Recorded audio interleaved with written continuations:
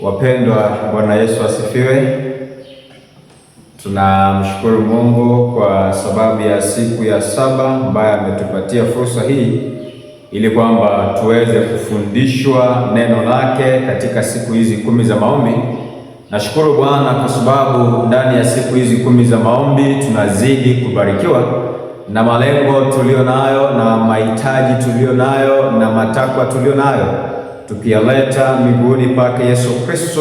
Bwana atasikiliza na Bwana atatufundisha yaliyo mapenzi yake. Siku yetu ya leo ni siku yetu ya saba, na siku hii imetengwa kwa ajili ya kuombea watoto wetu na kwa ajili ya vijana. Neno letu la leo au andiko letu la leo linasema, wafundishe watoto na vizazi vyote kusema kwa ajili ya Kristo, kwamba tunahitaji kuwaelimisha vizazi vyote, wakiwemo watoto, wakiwemo watu wazima, wakiwemo wazee, na zaidi ya yote kila mmoja apate fursa ya kuzungumza kwa niaba ya nani?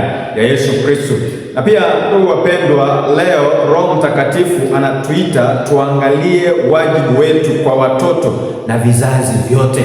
Yaani ni wito, is a spiritual call ambayo inaitwa kwamba tuweze kutumia muda wetu kuangalia maslahi ya watoto na maslahi ya vizazi vyote, kwa sababu spirituality is a continuity thing. Ni kitu ambacho kinaendelea kutoka kizazi kimoja kwenda kwa kizazi kingine, na zaidi ya yote imani ya Kikristo haikusudiwi kuishia kwa kizazi kimoja.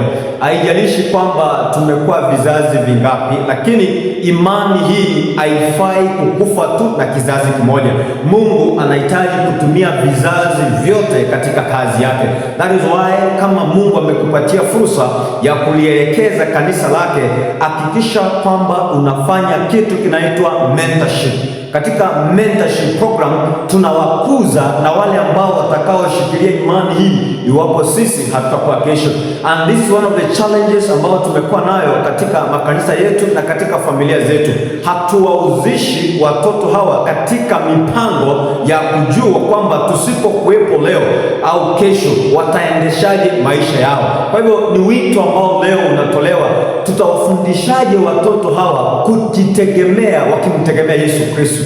Tutawafundishaje watoto hawa na vizazi hivi kwamba yote yanawezekana chini ya ulinzi wa Mwenyezi Mungu? Sometimes we have neglected that responsibility, and that is why generation ya sasa iko mbali sana na Mwenyezi Mungu, kwa sababu tumetumia muda wetu mwingi kufanya shughuli zetu na kusahau kuwauzisha katika masuala ya kiroho. Kwa hivyo asubuhi ya leo tunaitwa ili kwamba imani hii isije ikaishie katika kizazi kimoja.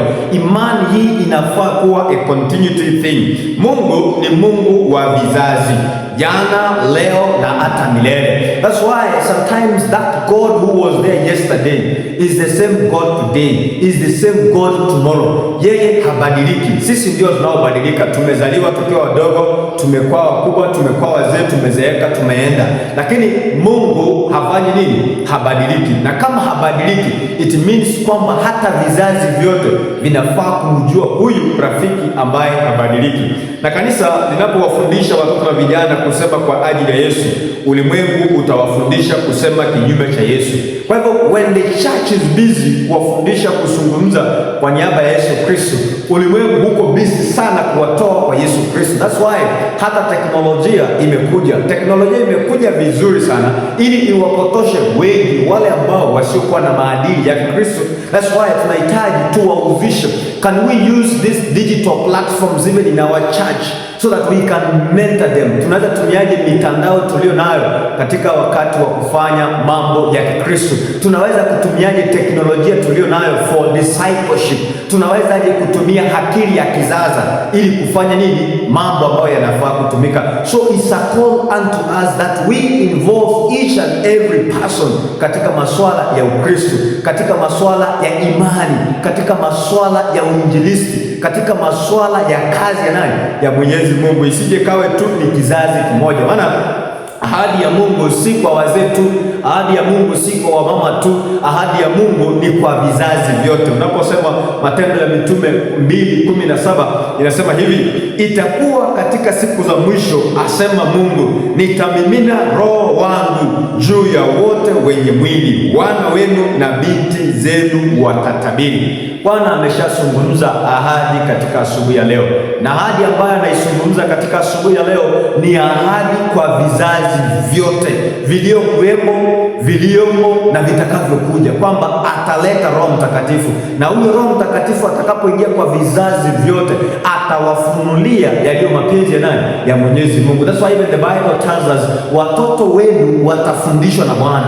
When we fail to teach them, God will teach them. When we fail to do our responsibility, God will do his part for them. That's why Bwana anawapigania watoto. Wanaweza hata mayatima, lakini Bwana anasimama pamoja na wao, anawapigania na wanafaulu. Kwa sababu gani?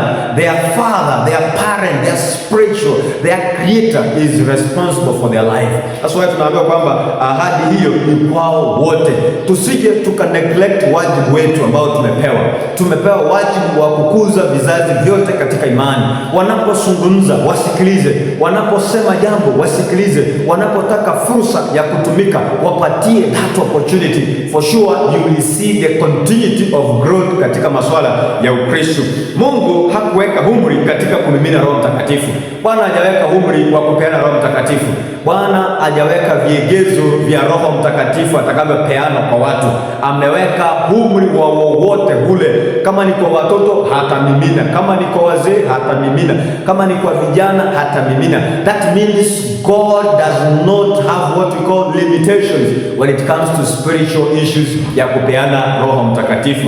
Watoto, vijana, wazee wote wako ndani ya mpango wa Mungu. Mungu ana mpango na vijana, Mungu ana mpango na watoto, Mungu ana mpango na wazee, Mungu ana mpango na vizazi vyote. Na nia ya Mwenyezi Mungu ni kwamba vizazi hivyo vyote vikapate uzima wa milele. Maana Yesu akasema, yani hahitaji mtu yoyote akapotee. Hamna, nendeni ulimwenguni kote mkawafanye wote wa matapaka mbalimbali kuwa wanafunzi wangu. Kwa hivyo kama Mungu anahitaji wote wapate uzima wa milele, even as we need to do mentorship and nurtureship ambayo itakayowasaidia watoto hawa katika harakati ya kusimama katika masuala ya kiimani. Kanisa linalowatenga watoto katika huduma linapingana na mpango wa Mwenyezi Mungu. Yaani hiwe ni kanisa Maria ambalo ni kanisa letu la sasa, na hiwe ni kanisa lako la nyumbani pale, kama hauwauzishi watoto hao na mpango wa Mwenyezi Mungu na unawatenga katika mpango wa Mungu, hakika wewe unakinzana na mpango wa Mungu. Mungu anauzisha kila mmoja. Jiuzishe kila mmoja, hawe ni wa umri mdogo, hawe ni wa umri wa kati, hawe ni wa umri wa juu. Bwana anahitaji kila mmoja apokee Roho Mtakatifu. Roho Mtakatifu si wa watu wazima peke yake. Kwa hivyo isije kawe kwamba Roho Mtakatifu ni kwa watu wazima tu ama wale wameshakomaa peke yake. Hamna, Roho Mtakatifu ni kwa watu wote wenye mwili, wale wanaomkubali Kristo kama mwokozi wa maisha yao. Kwa maana Yoeli 2:28 mpaka 29 tunajifundisha kwamba Roho hatamiminwa kwa watu wote, na watoto na wana na binti zetu watatabiri. Yaani hiyo ni ahadi ya Bwana. Watoto, wana na binti zetu watatabiri. That is what God speaks. Na vijana wataona nini? Maono. Na wazee wataota ndoto. Hata watumishi wa kawaida hawatatengwa.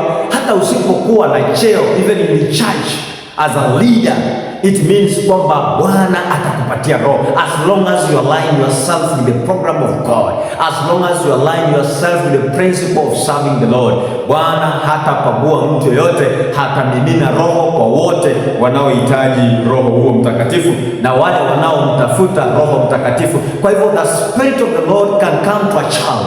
The Spirit of the Lord can come to a youth. The Spirit of the Lord can come to anybody. It can enter anybody as long as you are submissive to the will of the Lord.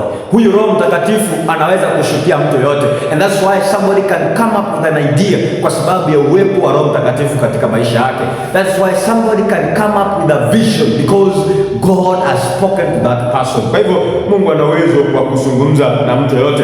Na ni kwa nini tuwafundishe watoto kusema kwa ajili ya Yesu Kristo?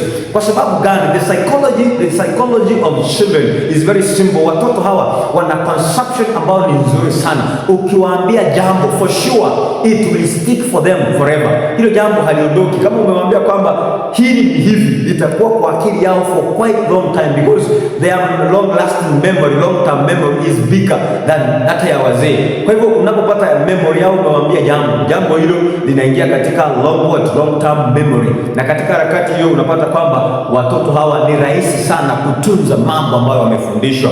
Kwa sababu tunayowafundisha pia ni kwamba, kwa sababu watoto wanaweza kusikia sauti ya Mwenyezi Mungu. Yesu mwenyewe alisema haya mambo katika Mathayo 19:14, wacheni watoto waje kwangu. Kama Yesu mwenyewe alisema waacheni watoto waje kwangu, maana ufalme wa mbingu ni wa nani? Ni wao. Kwa hivyo ili tuweze kupata ufalme wa mbingu, we must be like children. Kwa sababu gani? Watoto wana imani rahisi. Ukishawaambia tu jambo wanaliamini. Ukimwambia kwamba naenda sokoni nitakununulia ndizi ama nitakununulia mayai, unapomwaahidi anaweka imani kwako kwamba mzazi atakaporejea hakika ahadi ataniletea, na ukija umdanganya anaichukua tu. Ukimkosea ni rahisi kusamehe. Ndio maana wanasema kwamba watoto hawa wana imani rahisi tu. Imani yao ukicheza nayo ni rahisi tu, na pia wana mioyo safi, hawatunzi hasira. Unamkosea masaa mawili, saa ile inayofuata anamekuwa rafiki wako. Ndio maana pia na sisi tunaomba katika masuala yetu ya kiroho tuwe kama watoto wadogo. Tunapokuwa kama watoto wadogo, ina maana kwamba hakika tutapata uzima wa milele. Wanasikia roho kwa urahisi sana. Wao ni rahisi kusikia kile ambacho roho anahitaji wafanye. Jambo lingine, kwa sababu dunia inawafundisha kusema mapema sana. Ulimwengu umewateka watoto. Ulimwengu umewateka vijana. Kwa sababu gani? Umewapatia vitu vinaitwa mitandao ya kijamii, imewapatia misiki na filamu, imewapatia lugha za matusi. Watoto hawa wanaweza kuzungumza na umekaa, wanazungumza kukuhusu wewe na umekaa na huelewi, wanazungumza na wewe. Kwa hivyo watoto hawa wamekuwa exposed. Tusipowa expose kwa neno la Mwenyezi Mungu, I want to tell you for free kwamba hatutawapata katika masuala ya kiroho. Let us invest on them katika masuala ya kimiungu, ya kimbingu. Let us invest on them katika masuala ya kuwapatia hekima ya mbingu. Let us give them also opportunity katika kazi ya Mwenyezi Mungu. Kwa hivyo asubuhi ya leo, kama wazazi na kama kanisa, hatutawafundisha, dunia itawafundisha. Tusipowafundisha, dunia itawafundisha. Dunia ikiwafundisha, itawapotosha na itawazika wote. Kwa hivyo asubuhi ya leo tunapoombea watoto wetu na vijana wetu, tuombe Roho Mtakatifu atupatie upatanisho, that reconciliation of serving together as one family. Tuombe Roho Mtakatifu atuelekeze, tuombe Roho Mtakatifu atumiminie kila mmoja wetu jozi na maono na ndoto, ili tuweze kufanya kazi ya Mungu tunapokuwa na muda wetu katika safari ya maisha haya. Kwa hivyo Mungu anatuhitaji kila mmoja wetu. Kwa mbele yetu tuombee watoto wetu, wamerudi mashuleni, wamerudi katika harakati zao za kawaida. Tuwaombee Bwana azungumze na wao, tuwauzishe hata pale nyumbani unapofanya budget yako, unapofanya mambo yako kama mzazi, include them in your planning so that they can learn. When they learn, they will also have experience of what has been happening katika maisha yao, watakitumia katika maisha ya kesho. Usipowauzisha, unapozidi kuwatenga, the world will teach them when you are absent. So tusiwe absent katika masuala ya kiroho kwenye familia zetu, tusiwe absent kwenye masuala ya kiroho kwenye watoto wetu. Let us be present and tuweze kuwauzisha katika kila jambo, wajue the spiritual journey vile inafaa kuwa. Mungu aweze kutubariki. Twende katika maombi yetu, na ombi letu kwa siku ya leo tuweze kuombea watoto. Tusimame basi tuombe wote. Mtakatifu, mtakatifu Baba wa mbingu unayetupenda, rafiki uliye karibu pamoja nasi, asubuhi ya leo katika siku ya saba, ombi letu kuu ni kuombea watoto wetu vijana, ili kwamba Roho Mtakatifu akawaelekeze, akazungumze na wao. Kubali kuzungumza na watoto hawa, kubali kuwafundisha mafundisho ya mbingu, kubali kuwa pamoja na wao katika shughuli zao za kila mmoja. Kuna wale wanaombea watoto wao ambao labda shetani amewateka, shetani amewapokonya watoto hao. Baba, asubuhi ya leo tunawaombea, kubali kuwafungua wa minyororo ya watoto hao. Kuna wale ambao wamepotoka na nidhamu, tunawaombea Bwana, rejesha maadili katika maisha yao. Kuna wale ambao wamejiingisha kwenye madawa za kulevya na miadarati, Mungu wa mbingu Jehova, kubali kufungua watoto hao katika siku ya leo. Kuna wale ambao pia wamekaidi masomo, hawataki kusoma. Mungu wa amani, wafungulie masomo hayo katika akili za kila mmoja wao. Kuna wale ambao pia wanaanza kupiga hesabu namna ambavyo watarudi shuleni tena. Baba yetu, wafungulie milango ya hekima na maarifa itokayo kwako, ili wanapokuwa shuleni pia wakutegemee wewe Kristo, ambaye ni mwokozi wa maisha yetu. Tunaombea watu wote ndani ya ulimwengu mzima ambao dunia inahitaji kuwatumia vibaya na kuwapoteza, na shetani pia amesimama kuwapoteza. Baba, usije ukaache watu wako wakapotea Bwana. Kubali kusimama pia na familia ambazo zinaombea watu wao wakiwa na changamoto za hapa na pale, labda wengine wao ni wagonjwa, labda wengine wao wanapitia hali ngumu. Oh Lord, we pray in a special way. Kubali kukutana pamoja na watoto hao, kubali kuwabadilisha maisha yao, kubali kuwageuza nia zao na mienendo yao, uwaandae kwa ajili ya kurudi kwako mara ya pili. Siku ya leo tunapoondoka kwa shughuli zetu, tunapoenda katika mipango mbalimbali, tunaomba uanze pamoja nasi, tuongoze kwa yote, utuelekeze kwa yote, na pale pana ugumu, walio wagonjwa wanaomba uponyaji, wapatie uponyaji katika siku hizi 10. Wanaoomba njia na milango katika maisha yao, wafungulie Yesu Kristo madirisha ya mbingu, kila mmoja wao akawe na ushuhuda ndani ya siku 10 kwamba Bwana alijibu maombi na Bwana ametenda yale ambayo niliyaomba. Tunaomba Bwana maombi yaliyo mioyoni mwetu, silent prayers, Baba yetu, kubali kuyajibu na jina lako likatukuzwe milele. Basi tubariki siku nzima tunapoondoka kwa shughuli zote, ni katika Kristo tumeomba na hata kuamini. Amen. Bwana atubariki, tuwe na siku njema, tukutane kesho.